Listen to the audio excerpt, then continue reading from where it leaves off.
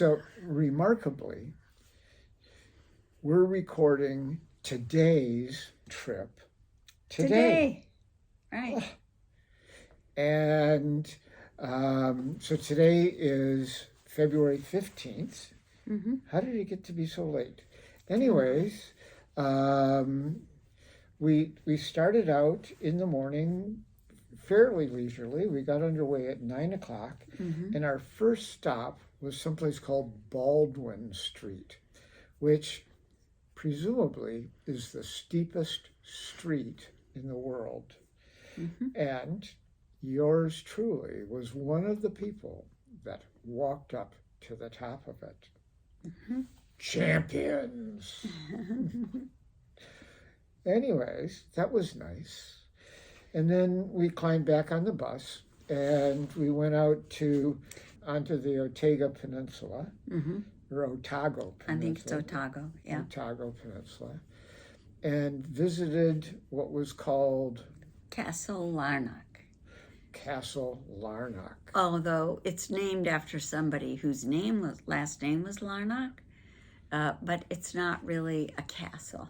Not really anything here in New Zealand that could be like an old castle like there is in Europe. But this was a Victorian home that was built to look somewhat like a castle. And it was lovely. Had a huge veranda that went all the way around it, and lovely old hardwood floors, amazing plasterwork inside on the ceilings, colorful carved woodwork, lovely, lovely place. Right. So I think you wanted to say something more about, you have some notes here about the castle. Oh, well, it's also set among some lovely grounds, Right. really nice gardens, and they had stables. They had 50 horses at one time. And one of the things about having 50 horses is they had a lot of horse shit. And it turned out that William Larkin, or was that his name, Larkin? Larnock. Larnock was a forward-thinking sort of guy, and he took not only that horse poop, but also the servants' poop, because he put the outhouse out by there and made methane out of it that he piped into the house and used, I think, for lighting or other purposes. So he burned it, which was, 19th century, pretty darn remarkable. The other thing that was the veranda that Terry mentioned. It was actually 2 floors, had this veranda around it, and he had it glassed in. So it was lovely to be out in this veranda, and even when it would be misty or rainy or winter out there, it could be really pleasant, I guess. Did you want to say anything about you saw? Well, they had a place where they put the glass, and it was probably 3/8 of an inch thick. The glass, he brought it in from France. So would have kept you warm. Yeah. We had lunch there as well, and the lunch was pretty chaotic and not very good. Right. One of the things which Terry and I have both noticed is that paninis here, for some reason, they keep putting sweet things right in the middle of it. You'll get a ham and a cheese panini, for instance, and it'll have a big sweet pickle in the middle. Today you had a ham panini. I had a ham panini, and there was a sweet onion relish all over it. So the sandwich itself was sweet. So not that appealing to Americans. We think that New Zealanders must have sweet tooth because so many things are made sweet. And the other thing that they really like, and it wasn't in today's meal, are beets. They have beets everywhere. Beets and pumpkin. Beets and pumpkin, yeah. Anyways, so we had a blah lunch, and actually I ordered a chicken and bacon wrap, and they brought me a grilled lamb with something sweet on it wrap that just tasted terrible. And so I sent it back and just got my money back and ate half of Terry's sweet panini. From the castle, we went over to a beach area out on the Otago Peninsula, and there we went down to like a boardwalk or a walk along the top of the cliffs, and we could had a beautiful view of the sea rolling and crashing in, coming all the way from Chile, because there's nothing between us and Chile. And then we went up to the Royal Albatross Center, because the Royal Albatross is a type of albatross, nests there and has a nesting site.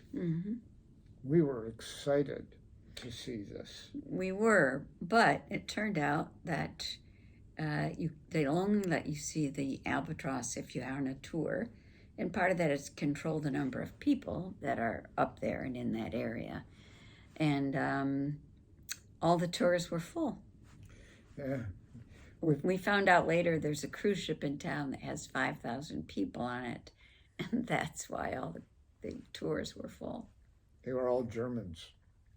I heard some people from Amsterdam speaking Dutch. Yeah. Yeah. Okay. So we didn't get to see any royal albatrosses. There was a beach just right on the other side of the peninsula there you could walk down to. And I went down to it, and it had some New Zealand fur seals and one blue penguin. So I got some pictures, matter of fact, you're probably seeing them now, of a blue penguin, little tiny guys. And then we headed back into Dunedin, and the bus dropped us off at the town center, which is called the Octagon. Well, and then at the town center, we walked across the street after being dropped off to the Robbie Burns statue. And again, since Dunedin is identified as an art and literature city by UNESCO World Heritage, so it's famous for its artists and its writers. So there are a bunch of squares around Robbie Burns of famous writers, none of whom I recognize, but hey, from Dunedin. So, yeah, and then we looked around some more at some of the old Victorian style buildings, which it's got a beautiful, beautiful downtown.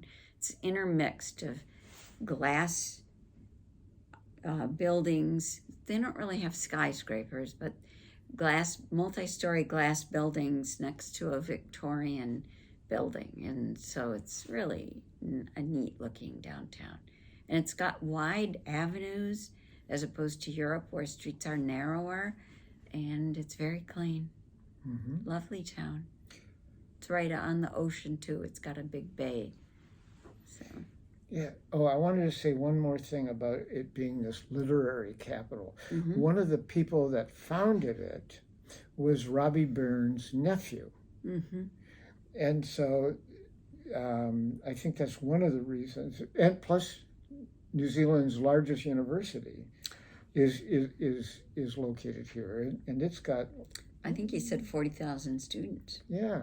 And it's got a dental school, a medical school, of course, undergrad. So. And a big writing center, too. University of Otago. Or Otago University, I think. So, one or the other. Lots of young people here. Interesting town that way. And then we went for dinner, we went to the Speight's Ale House, Speights, It turns out that Speight's Brewery is New Zealand's Oldest brewery. oldest brewery. And we had a beer, A golden ale. a golden ale in the original formulation from 1887, I think. Something like that. So it was pretty good. And the dinner with it was good. It was as good. Well. I had a lamb salad, and Terry had Fish and chips again. fish and chips. So, and now we're back here, and we're blessed that our hotel room has its own washer and dryer. So we're getting our laundry caught up before we leave tomorrow for Milford Sound. Milford Sound. This is presumably going to be one of the highlights of the trip. Yeah. And we'll be out of contact with y'all. So there won't be any more YouTubes for a couple days. Anyways. Right. We done? Done. Hey. Ta-ta. Love Bye. you. Bye.